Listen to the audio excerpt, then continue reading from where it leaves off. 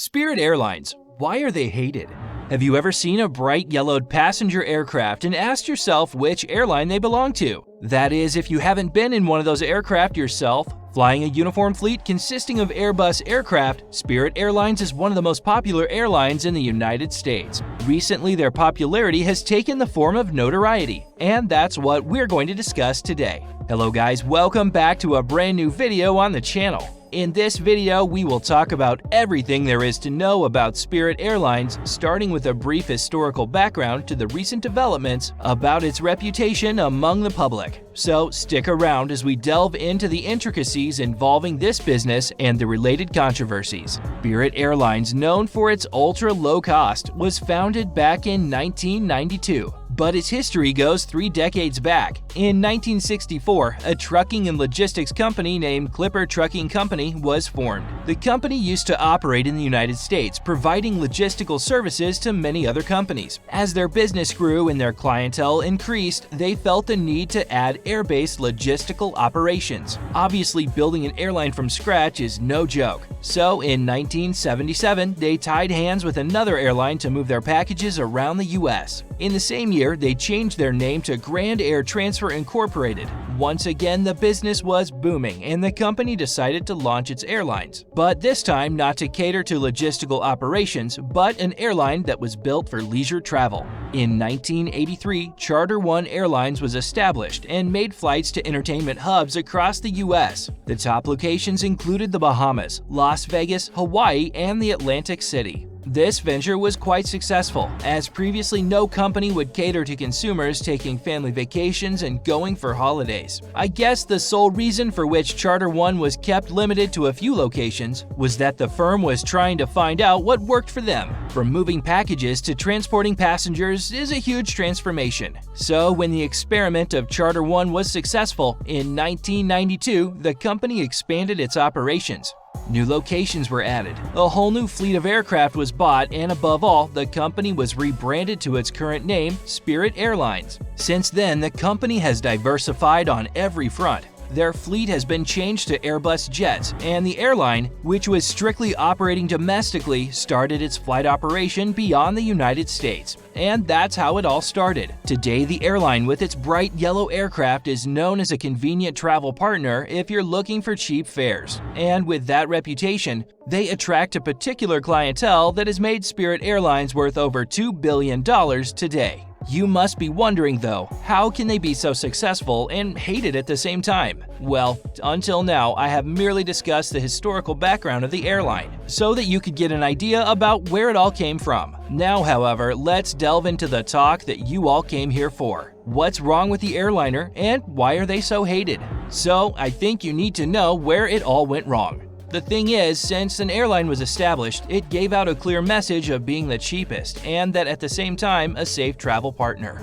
I don't know how such experienced people who were in the business for so long didn't think this through, but as the company expanded its operations, it started losing money by offering cheap fares. They had to maintain their reputation of being an ultra-cheap airline, and they also had to manage their costs well. Turns out, it wasn't going great for the overall business, as by 2005, the company was reporting an annual loss of $79 million. It was the same year when Ben Belanza took charge of the company as its new COO and a year later becoming the CEO. He was surely an ambitious individual, and since the day he was in office, he started working on making Spirit Airlines a success. His goal was clear. He wanted to get the business out of the financial crunch while maintaining the same reputation of being cheap. For this, he devised a completely new business plan. He planned to make the tickets cheap while charging for every single thing that the customer would avail themselves of. Basically, he constructed the plan on the principle that those who want to travel cheaply don't care about facilities, and even if someone who wants to avail of extra offers, they can simply pay for that particular offer. It seemed like a great business model initially, but later everyone realized it was nothing more than a gimmick, as Spirit Airlines made their tickets cheap but then started to charge for everything else. From printing the boarding passes to snacks, they charged for every service. It wasn't like availing of these services was costly, it was simply frustrating. Every time a customer asked for something, they got the reply that they must pay extra for it, and with time it proved that the model wasn't as sound as it initially looked. Understanding the flaws of this business model was the start of the hate relationships customers have with the airline. Because while everyone thought that Spirit Airlines was there to save them money and provide them with huge discounts, they were actually playing mind games. It didn't take long before customers started complaining about the airline. The real shock and damage happened to the airline when the customer survey results came out early for the first time in 2017. The customers were really unsatisfied with the service of the company, and it was pretty much reflected in survey results. Considering customer satisfaction, the following year was a bit better, but the latest results from the American Customer Service Index airline scores ranks Spirit Airlines in last place for 2022. The industry average for customer satisfaction is 75%. While Spirit Airlines got a measly 63. So, needless to say, despite their low fee, customers simply do not like them. I don't understand this because it's obvious if some business is offering you lower rates as compared to the market standard, then you must be ready to let go of some services.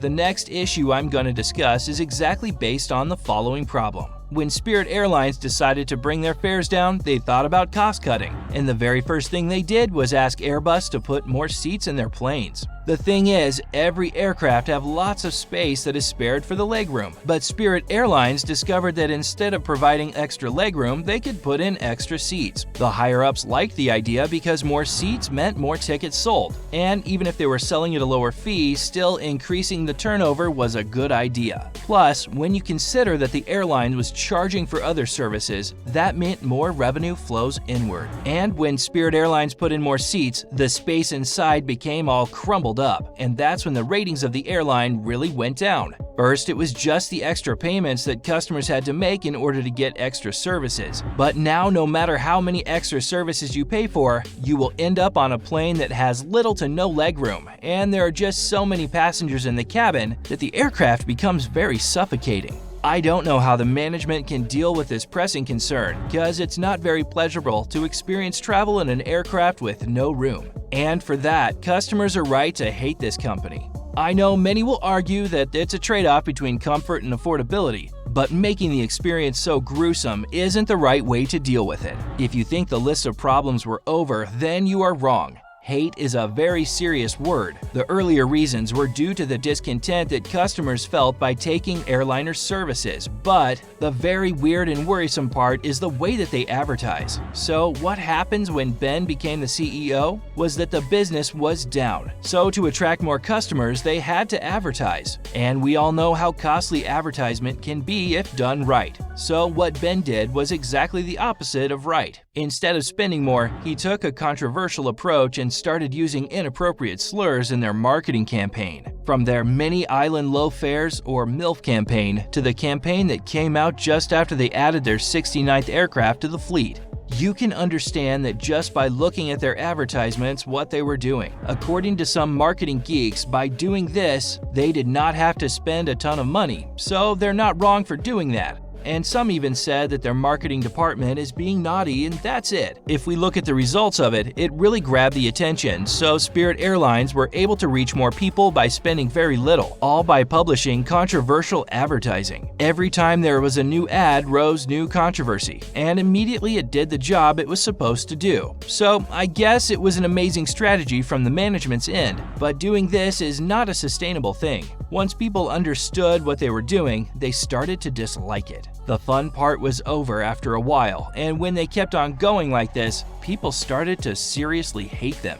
And those were the reasons why Spirit Airlines is hated by the customers and has a very bad reputation in the industry. All the popularity that it got due to cheap fares eventually turned into hate because of the policies that the company had to adapt to lower the fare. Tell me, what do you think about the company? Do you think the hate is justified? Let me know in the comments below.